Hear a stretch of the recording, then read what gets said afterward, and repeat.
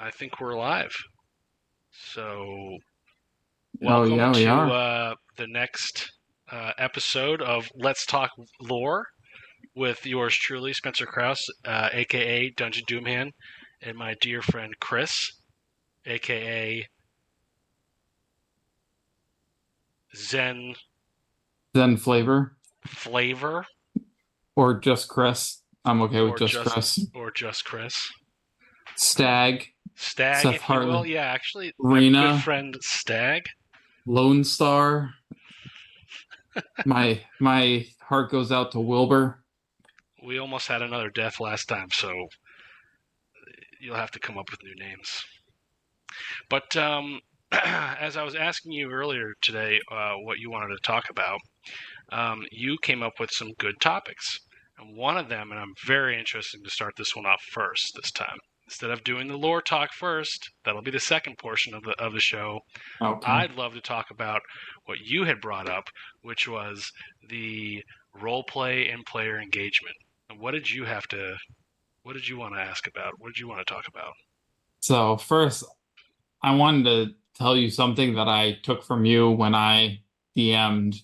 Um, I gotta move something. When I DM'd Dragon of Icespire Peak recently, and it's the way that you engage the players in the story. You'll start telling the story and you'll uh, describe how one of our players would be interacting with something. Uh, and it always feels like it's an invitation to jump in and continue that explanation or take over the storytelling as that, like, from your lead. And that's something that I use of, like, depending on who might be feeling or like in the group that I used it with was our in-person group. So it's like feeling who might not have been talking recently or someone that you want to engage in a certain scene. The way that you've done that of interweaving that with the story, with the description of the room, Like the felt like character, a video. Yeah, it feels like like a video game where it's zoomed down and slowly zooms into a character walking, and then you slowly start walking, and the character takes over. gotta say, some of it is not intentional. So I mean, first off, thank you, but I've been doing some reading about player engagement. Um, Not necessarily reading, but just like I guess research and stuff. Um, so I'm assuming what you're referring to when you say get the player in the story is what exactly like the character's backstory, or No, have it's them. people engaging in the role play and the Oh, storytelling in the yeah. in like the actual moment, the way that you engage each of us in the story.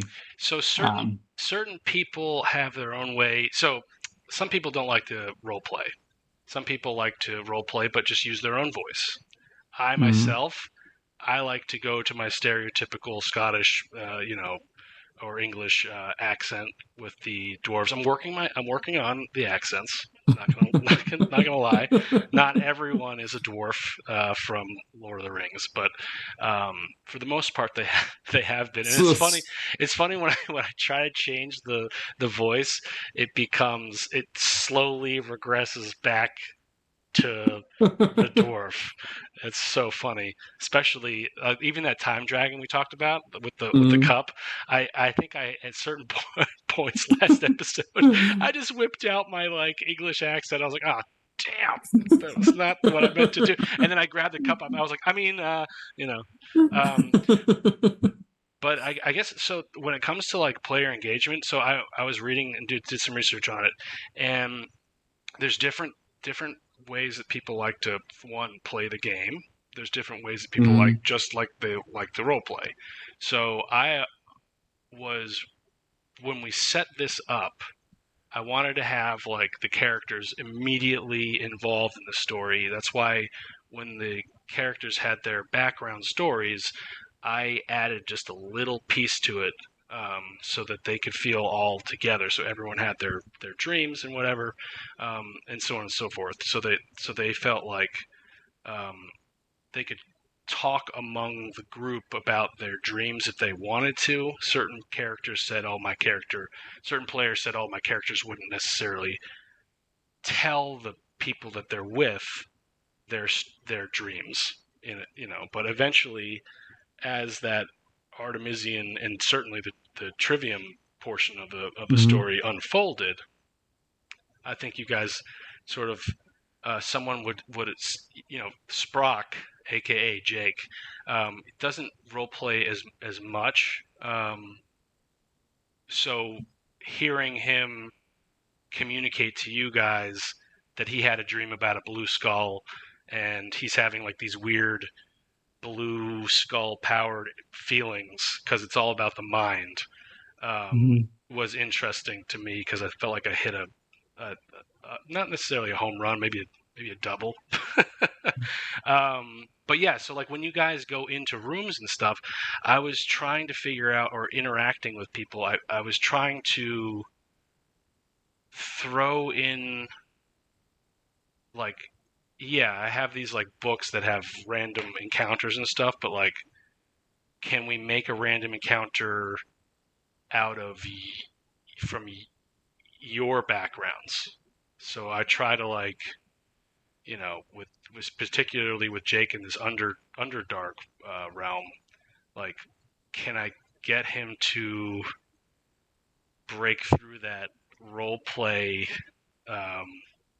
into talking about his like dead father? I almost had it last time too, So it's hard when he communicates mainly telepathically. Oh yeah, well, I mean, so that's why. So like with him, like his player engagement, he's tough player to role play. I mean, it's a slow game. We're still, we're still trying to figure it out. I will give Jake credit for the best role play I have been in the pleasure of being at the same game with. When he randomly busted out that brains for the entire session. Yeah. Oh, dude. All he said was just brains. Some people need help to get in there, and I felt like the best way to help. Maybe he didn't need my help. Maybe I'm overstepping my boundaries, but no. I decided that, you know what? Maybe Jake needs to get a Ceramorph tadpole in his eyeball, and I'll force that engagement. But a nat 20 and still a fail. Ceramorph in the eyeball. Yeah, well, the pass was a 25, but a 20, he got like a 23. That was hilarious. All that planning for that dungeon and 2 scenarios would have gone down the drain, but don't worry. Yeah, player engagement. I feel like sometimes, and I did this last time, as the DM, I don't necessarily need to describe every room. I don't need to describe the smell, the taste, so I've been doing that more over the last couple sessions, and I felt like when I would walk into a room, or when you guys would walk into a room, instead of saying, "Oh, it's dark and it smells like, the iron in the air from all the blood and all that stuff," I had you guys walk in, and I was like, "Hey, Aranis, like, what do you smell?" Remember that? It was like, I smell mold, and I smell like stale air or whatever. And I try to like weave that into the actual room. So instead of having like decaying carcass there, well, it's a carcass that's certainly decaying, but there happens to be mold and crap all over. Make the player feel like he's described the room, and he's discovering something. And he did. He described that room. I love that when you started doing that. I was like, oh, that's beautiful. It's like it's world building, but on a micro scale. Yeah, but it takes like a lot of pressure off of me too, because like I don't have to like always, I happen to enjoy the randomness of the role plays, and I'll get to something in a second that you did last time that broke open the door for me. I always, as a dungeon master, I always have an issue sometimes. Like, I get these great books, like the game master's books. I have all his stuff. These guys are amazing, and I'll drop the the link later on in a highlight reel. But these books are absolutely amazing. But like sometimes I don't want to like stop the action and look up a book, or I don't. Hmm. Maybe I have the non-player character stuff ready, but I don't have the other Yeah. tables ready, and so on and so forth. So I love when the characters throw it back at the DM. So like when we were in the Brock Kingdom, like it really like it almost like broke open my whole like framework in which I do the DMing, which was when you guys walked through a portal to a random kingdom, and the portal had a title on it, the Death House. So you guys were like, "Where's the Death House?" And you went over to the first person you saw, or you and Aranis rather, and you were like, "Where's the Death House?" And the guy said something like, I don't know," or whatever. And you were like, "Well, thank you." And he pointed you towards like a bar where there's more people that I wanted you guys to go over and interact with the village and stuff. And then you turned around to him and and you said, "Well, who are we going to go see?" And so I had to randomly come up with a name. And then you said, "And when we get there, who shall I say sent us?" And I believe I was like, "Oh my God, where's my table? Where's my table?"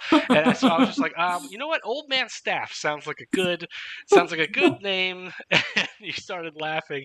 And so I feel like that once you knocked on that door and I opened it, every single NPC for that entire session, and pretty much for the next session too, you asked him his name, and that's a type of like easy role play interaction, because it's like it's very easy. You just ask questions. Hmm. It's very, very fun and hilarious, and especially when you're like me and you're not quick with like, I can give you. I can throw lore at you like, okay, the oracle thing that I did. I had a certain sense of it, but I didn't know you guys were going to eat his brain and like have a whole backstory. Like, I get again, going back to Jake or Sprock. Sprock is Jake's character that he plays, so they're two in the same, or one in the same. Um, Jake goes over and eats every bad guy's brain, and I give him a flashback of where they were. All that stuff is randomly made up and putting the DM on the spot. It's absolutely great. That's how I feel like, And then he How a gets lot to, of story was created. yeah, and then he gets to telepathically communicate that to his friends. It's really, really quite cool. Um, but like, I don't know. And I also like today. Um, I just so happened to like scroll through um, other DMs. I'm trying to like find a way to connect with them on Instagram and the other social media. And one of the things I came across was like problem players. Like, how do you deal with problem players? That type of thing. And Yeah. in our group, I don't necessarily think that we have. I just know our group, and well, I feel like a problem DM. I just can't. But like I want to break the game, but like I don't think we have that issue. But if we did, like Well, have you ever come across like an issue with a problem player? You've had many more one-offs in games than I have. So well, I'm fairly limited in that. so normally, or my experience, and the reason why I think our groups worked so well is we were friends before we started playing. True. Yeah. And the in-person group, it was very much like we became friends really quickly once we started playing, and it just sort of meshed. But they're in the West March game, we see a bunch, it's completely random. I'll probably play with 100 some people or so. And occasionally there are, like in that game, tracking XP and doing everything. Some people who cheat, people who are like rude or talk over everyone or try and See, I make just every feel single session about them. I don't. Yeah, For I every, just feel like that's not. I feel but like that's a it, person problem, not a player. There's a line yeah, between like a player character and then there's like the person problem. well, it's just finding the right group of friends. And I think Yeah, that's the bigger thing versus finding people to play with, finding a group of friends and then playing games with them, not See, just trying to find a game to play like and get Matt's friends from there. Matt's not Reno. Reno is your Matt. One of Matt's characters, the Warlock. Melrin. Melrin. I thought. See, Matt likes to kill the NPCs. He slowly learned that they have some information. NPCs have information. Now, I don't mind. NPCs have value too. I've gotten to the point where I plan a whole NPC thing and he gets killed. Well, guess what? I'm gonna throw something Zombie. that this is so like one of the ways that I've gone around as a DM. There's problem players. There's issues that are separate from player to player problems. As a DM, you spend all your time like planning these encounters and hopefully you have a role play and build a certain thing and you don't. Other ways is that, like you said, the characters kind of compete or whatever it is for their time. Yeah. So one of the things that I said on this group chat that they had about problem players is sometimes players just that's the way the person is. The person just wants to break the game, and I think that sometimes you have to give that person. Like I give that person a little opportunity to do that. Now, it doesn't mean that like you have to sit there with like a jerk. Like no one wants to play with a jerk. And so I said what you need to do if you have a jerk and you want to keep the role play going, have them debate, have a random demon show up and have them debate about who is going to be sacrificed out of the group, out of like the players. And let the players determine that. Let the player like have a judge come out. And I told the thread, I was like, have a guy named Bruno, who I just made up, who happens to be a dark demon, show up and overpower the heroes and tell them that they have to debate and come up with who they want to sacrifice this game. And it'd probably be the player the problem character. And tell them why. Don't just take them off table into the hallway and say, "Listen, man, you can't." But because that's not nice. But have the whole group say, "Hitler, you're ruining the game," and the reason why you're ruining the game is because you always have your character do this. Mm-hmm. And kill him. Well, and the thing of doing it that way is redeem, it puts it back to the character of like you. I know that you as a person may not be a complete jackass. But the way your character is playing, my character doesn't want to be around your character. Yeah. Because it's tough. Like you're killing all the NPCs we try and interrogate and get information from. Yeah. Maybe just go kill people all on your own. I guess it all goes back to like the role play and interaction stuff. I think that it's very important to know who the people are that you're playing. One of the questions that I asked every now and then is like, I asked you guys all to give me your top video game character, your top novel. I know my guys enough to know that certain people don't play video games. So when I say what's your favorite video game character, you're probably going to give me a Mario. That happens to be my favorite video game character. But like. I know that he reads a book. So what's your favorite? And then you kind of see what those characters, the players like, and you can sort of weave a little bit of that in there. So with Matt in particular, that one character he had, I felt like he was set on breaking the game a little bit. So what I gave him was the perfect opportunity. Like so you guys all went to, maybe this was Act 4 underneath Centaura. You guys found those 3 portals. And it just so happened that Lone Star pulled the card. Oh, he pulled the demon card from the...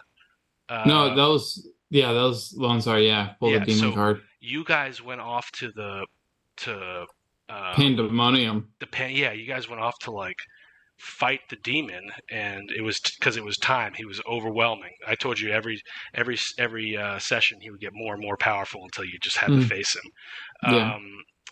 And Matt wanted to break the game with with his characters. So, oh no, this is now Matt's the wizard, and I was like, all right, well, you go into.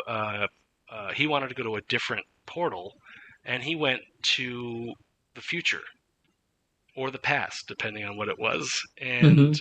he started just doing the typical move, just annihilating all the NPCs. So he walked into a room. I had him walk into a room where there was one lonely NPC, and he happened to have the dwarf accent that I love, and he had a time machine, and boom, he killed him.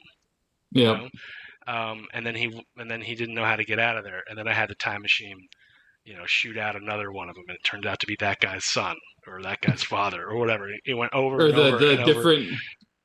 Oh no, weren't they him? There's It was something the about like there was alternate realities, and it was like yeah, it was a time space thing. So yeah. his future self came back and said, "You whoa whoa whoa, you can't kill me again." Because I'm coming back to tell you that you shouldn't have killed this guy. Then he offed him again. But sometimes people I think he liked that. And then obviously met his sage that his character is connected with, which was Mhm. the dark beholder, and he had no Mhm. idea how to handle Deal with that. that. Yeah, so then he ran away. But that's like doing stuff like that. I feel like and he's all on his own. He's isolated Mhm. from the group, so he learned. That He you learn understands the you level of risk that he's willing to take. you learn that you need to rely on other people, so maybe you don't need to blast the guys out. It's Hmm. just like you can slowly I mean, that's a tell really good players point. to you know Yeah. If someone's hell bent on just killing everything, being like, yeah, okay, so you get separated from the group, and then you somehow come upon a malevolent creature that you doesn't really need feel like killing you, but that if you try and attack him, he will destroy you. for sure. For sure. But when it But comes to like that, the yeah, role playing engagement, and yeah, we'll come back to this, yeah. definitely on another lore talk. 'Cause There's it's there's so many. fun. It's so It's fun. I think that knowing the players is huge, and with our group, because we were friends before, it's a little bit easier to know your play styles. But even if you don't, I feel like that's something that needs to be discussed, not necessarily at a session zero, um, but maybe in a individual group chat. When I text you guys, what's your favorite video? What's your favorite movie? What's your sci-fi? Do mhm. you like fantasy? Like whatever I asked you guys. Do you Yeah. like Lord of the Rings? What's your favorite? Do you like Lord of the Rings? Okay, what's your favorite episode? Because Hmm. if you tell me Battle of the Bastards, I love that episode too, but I also like, the one where they climb the wall. And if you like the one that you climb the wall, you probably want to do a little more wall climbing. You know, I, You want to tie some yeah, ropes? you might want to have a little bit more of a story. Yeah.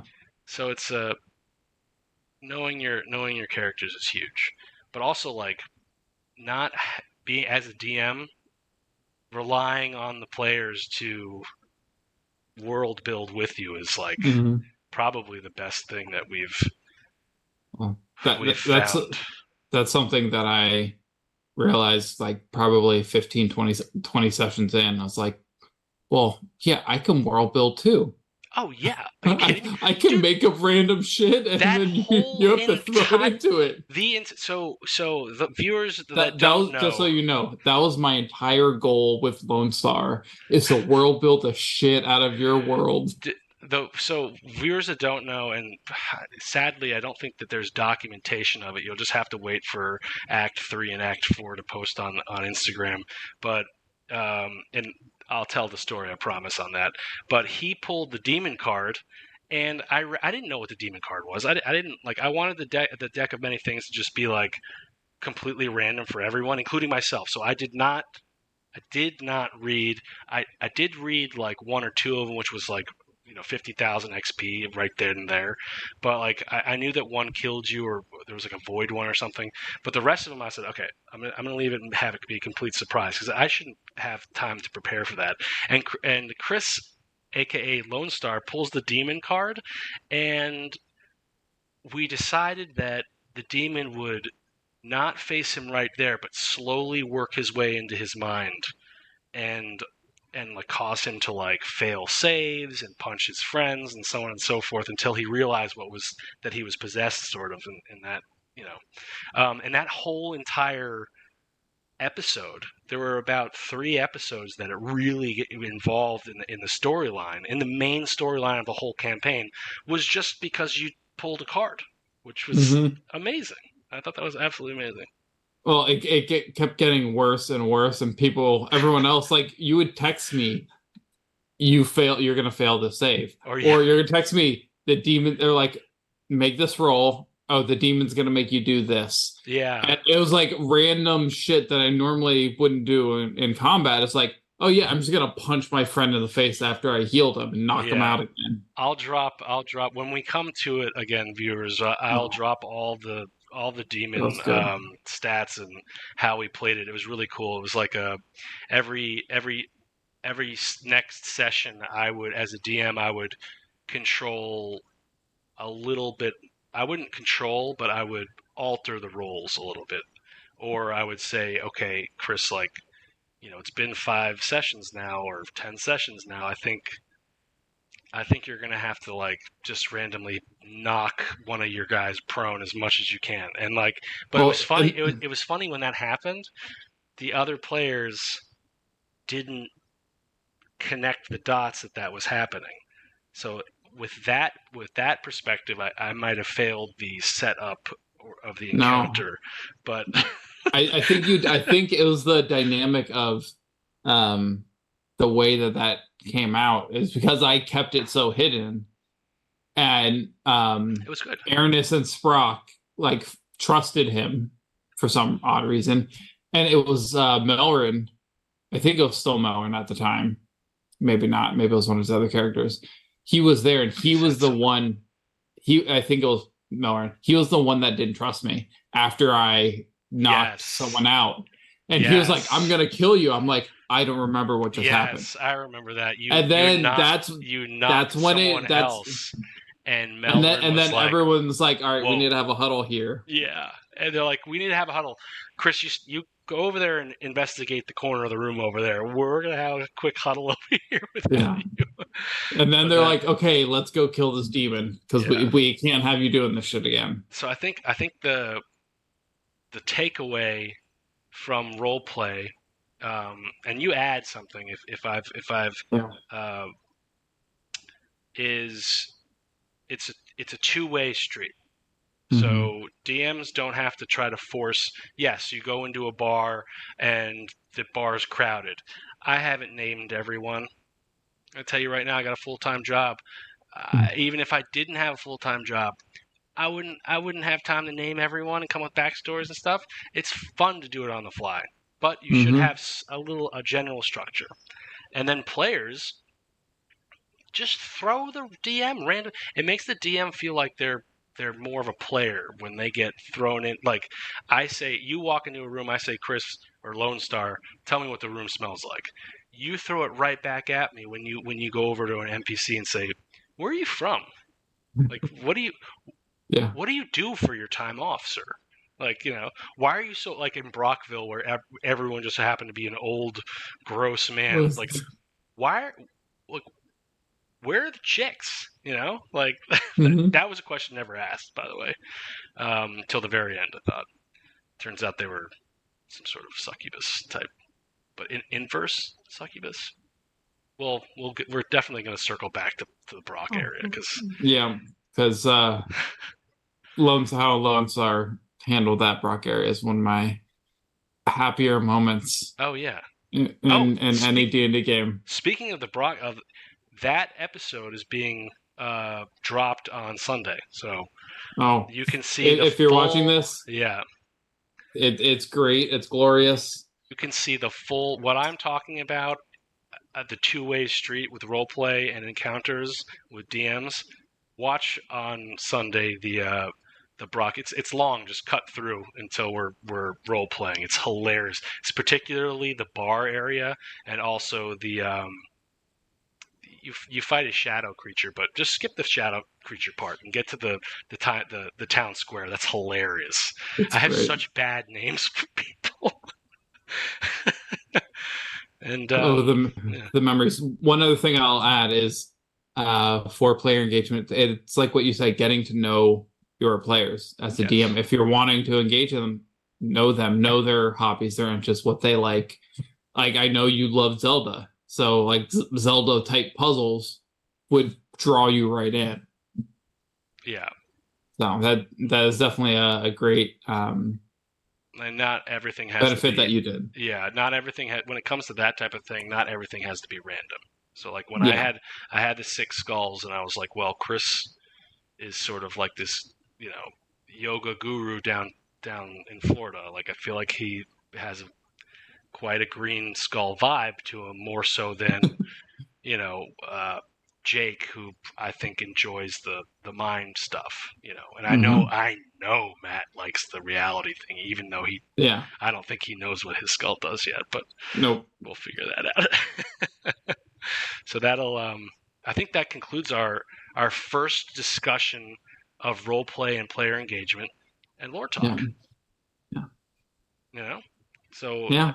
a brief pause, and I think we'll move on to our next topic, Next topic. which I'm very excited to hear um, what you Where I have to want to say take about this? that. Yes, Okay, well, we'll be back so in 2 minutes, maybe 3 minutes.